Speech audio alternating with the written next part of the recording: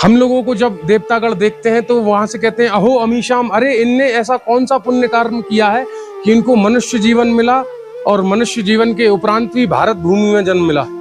और भारत भूमि में जन्म मिला है तो ये निश्चित ही इन देव स्थानों का भ्रमण करेंगे, इनकी गाथा अपनी आगामी पीढ़ी को देंगे, और इन दिव्य स्थानों पर आकर आध्यात्मिक उन्नति की अनुभूति करेंगे।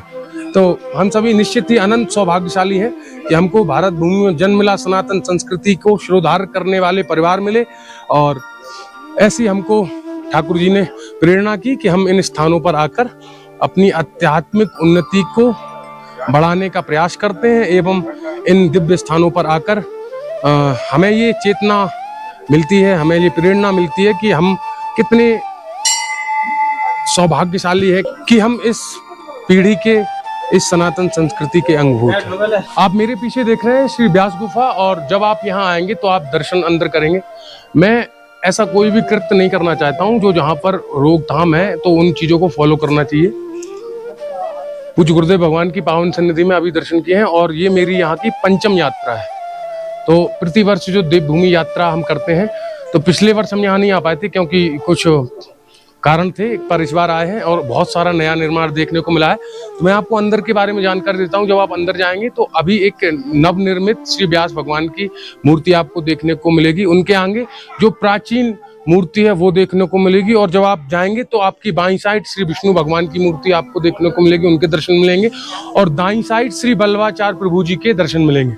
और बल्लवाचार्य जी प्रभु की बैठकों में से ये 79वीं बैठक का स्थान है।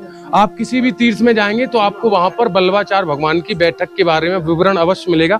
पर समस्या क्या है, हम लोग जानना ही नहीं चाहते। हम सिर्फ आते हैं और हमने फोटो खिंचाई, दर्शन किए, चले गए।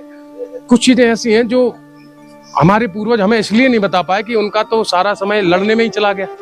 तो अब हम जिस कालखंड में जी रहे हैं वो कालखंड, हमारे गुरुदेव कहते हैं कि कलयुग का सतयुग कालखंड है, क्योंकि आज से 500-1000 साल बाद शायद ये स्थान न रहे।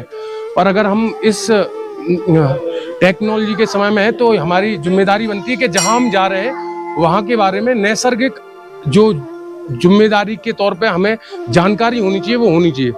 ठीक है, मैंने तो गुरुकुल में पढ़ाई की है तो मैं आप लोगों को ये बातें बता देता हूँ, पर नेट पे जो आप लोग खोजते हैं वो सारी चीजें सत्यता नहीं होती है, ना ही उनमें पूरी पारदर्शिता के साथ वो चीजें बताई जाती हैं। तो इसके लिए आपको अपने 800 ग्रंथों का जो है आश्रय लेना चाहिए।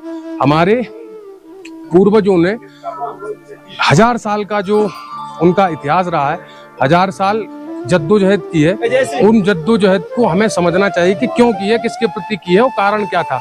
एक समय ऐसा था कि जब हमारे पूर्वजों ने इन स्थानों पर आने के लिए जजिया कर दिया, यानी कि यहाँ आने के लिए हमें पैसे देने पड़े, और फिर भी हमारे पूर्वजों ने उन मान्यताओं को शिरोधार्य किया। चोटी, तिलक, कंठी और जनेऊ रखने के लिए हमें पैसे देने पड़े हैं, गले कटवाए हैं। तो इन चीजों को मेरे हिसाब से हमारी जो आगामी पीढ़ी है उन्हें समझनी चाहिए। आप जो करते हो करो, आप जितना आपको मस्ती या जितना आपको माहौल लेना है वो और अन्य स्थान है वहाँ, लेकिन जो हमारे देव स्थान है वहां पर हमें भक्ति भावना से प्रेरित होकर जाना चाहिए, ताकि आपके जब बच्चे यहाँ पर आए तो वो इन स्थानों का महत्व समझ सके। बड़ा कष्ट होता है, लोगों को यहाँ देखते हैं हाथ में कैन लेके चल रहे हैं, पर ठीक है, ईश्वर उनको भी सन्मति दे जो यहाँ कुकर्म कुकृत्य के भाव से आते हैं। ईश्वर उनको भी बुद्धि दे, प्रेरणा दे कि वो अगली बार से आए तो भगवत भक्ति से प्रेरित होकर आए। बाकी ठीक है, जिसको जैसे आना है वो अपनी मान्यता है। हम पर तो पूज्य गुरुदेव भगवान की अनंत कृपा है, और ये भी उन्होंने हमको ये जबरदस्ती का कार्य एक सौंप दिया है।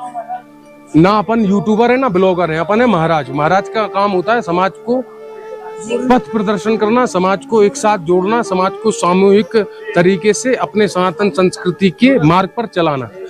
प्रणाम करिए इस भूमि को। पुनः मिलेंगे व्योमपथ की भारत दर्शन यात्रा के किसी और अन्य देवस्थान से। तब तक के लिए हर हर महादेव। सादर जय जय श्री राम।